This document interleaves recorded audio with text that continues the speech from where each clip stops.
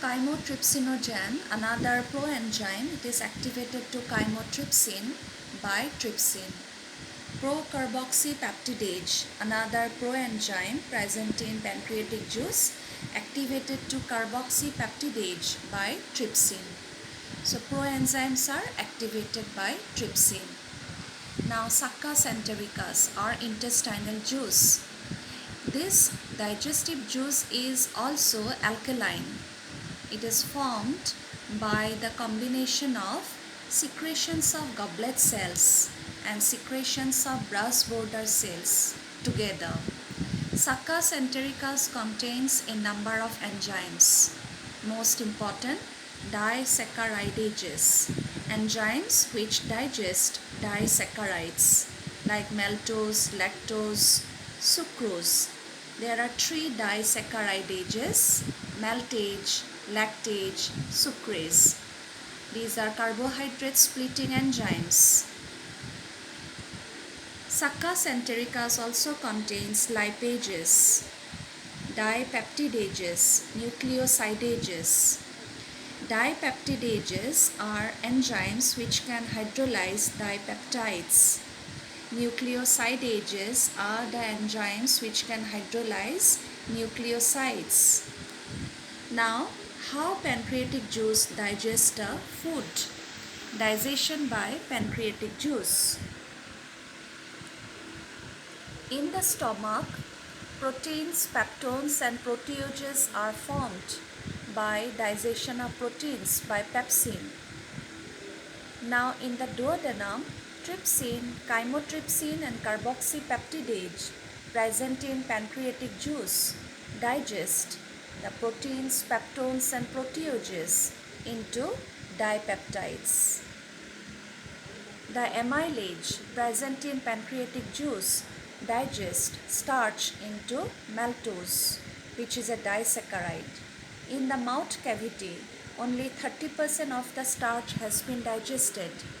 Rest of the starch is digested in the duodenum by amylase into maltose.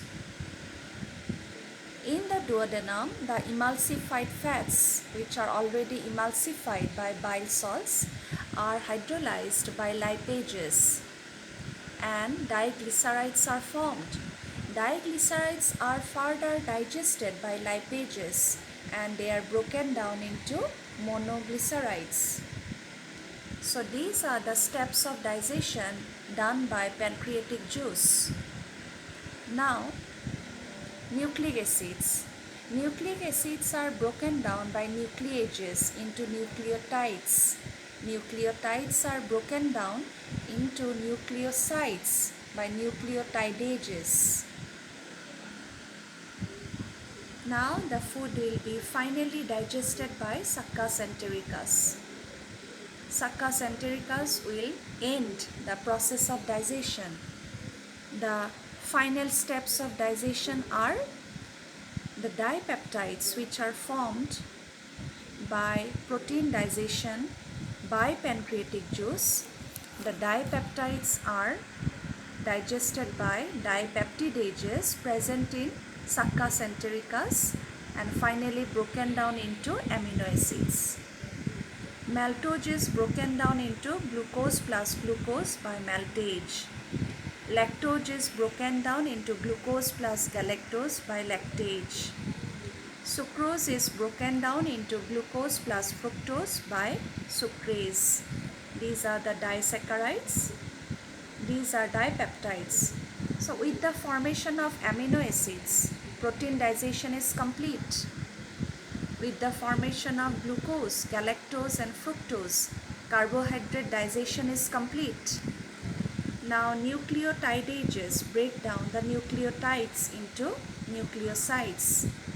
Nucleosides are finally digested into pentose sugar and nitrogen bases by nucleosidases. So digestion of nucleic acids are complete. Diglycerides, monoglycerides, which are formed by pancreatic juice digestion, are further digested by lipases present in Succus entericus and fatty acids and glycerol are formed. So with the formation of these, digestion is complete in the small intestine. Succus entericus ends the process of digestion because these are the final products of digestion.